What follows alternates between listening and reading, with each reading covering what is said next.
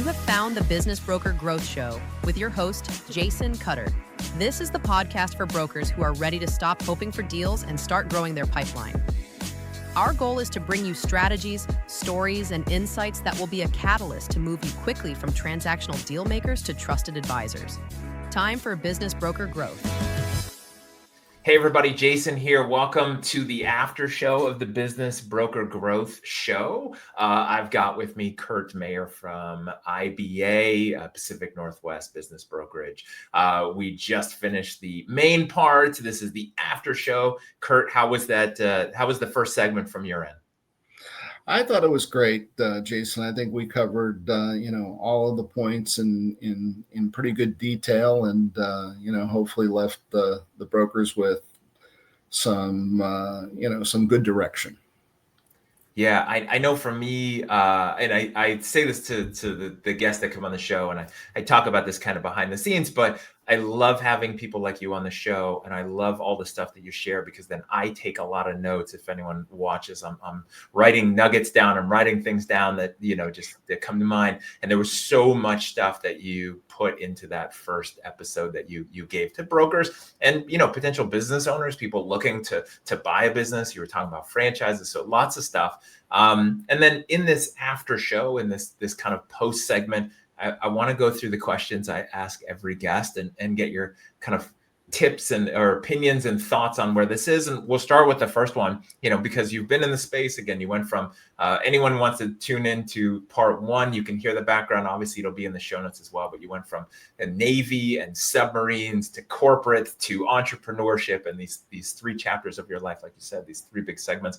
Is question number one would be, what will brokers need to survive in the year 2030? Well, I think that when they're selling in 2030, they're still going to be selling to folks that are,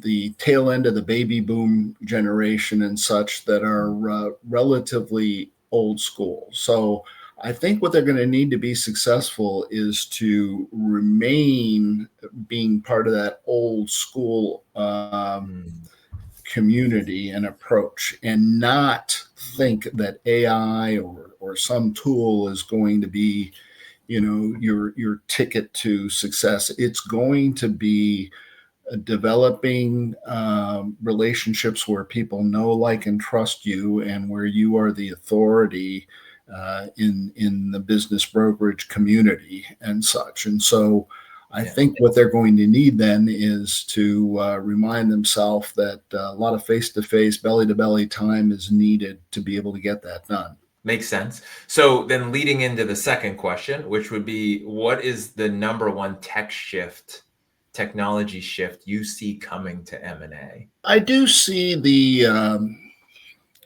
use of AI and ChatGPT and tools like that.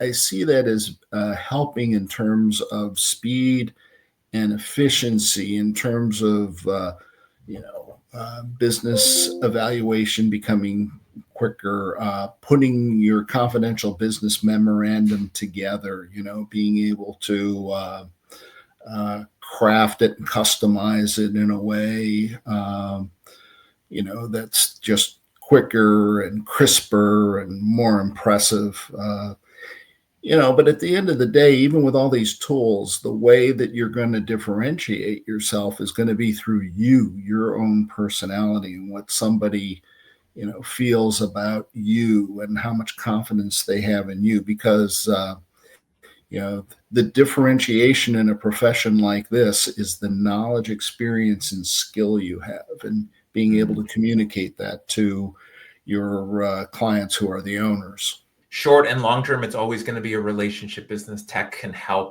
Technology can help speed up some of the repetitive things and the things that could be automated, leaving someone with their most important part as a broker, M&A intermediary, which is the relationships and the skills and the experience to help that transactions, exit successfully. Because, technology is not going to be able to do all of that This isn't a simple transaction like, let's say, a mortgage. So and what I know is that every business is unique, which means that you can't just apply one thing to every, one size fits all doesn't work. When you look at this year, we're recording this late 2025. So far this year, what's the biggest lesson you've learned? The biggest lesson is that there will always be transactional activity, regardless of the economy, regardless of the interest rate movements and such. There was concern that with interest rates being so high, that would limit the buyer interest in acquiring businesses, and that has not been the case. I would say that, as I mentioned in the preliminary or our initial conversation, that the activity level is very, very high, that the demand of buyers is very, very high, because again, I think buyers who are in corporate environments see that layoffs will continue, indefinitely, and taking control of your life by owning a business is really the way to go. So, I think the transactional activity remaining very high is very pleasing to us in the business brokerage world, and I don't see that dissipating anytime soon. If you're listening to this and thinking, I want this level of authority, I just don't have the time to build it, that's exactly what Business Broker Growth does for you. Most brokers know that they need consistent content, better positioning, and real digital visibility. They just don't have the bandwidth to create it or the systems to keep it going. And that's what we build for you. The content engine, the visibility strategy, and authority signals, everything you need that we've talked about here.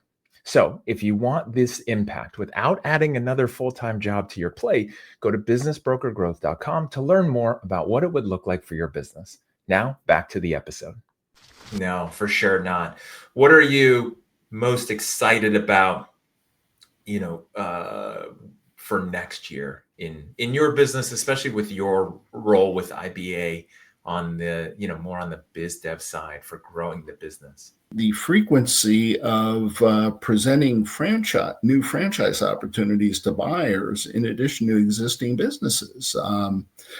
I think that franchising is on the rise across the country, and certainly here in the Pacific Northwest. And again, it gets back to the fact that there's limited inventory of profitable businesses for sale, and that many individuals want to take control of that process. And we're very fortunate here at IBA. It requires a license to be able to sell franchises.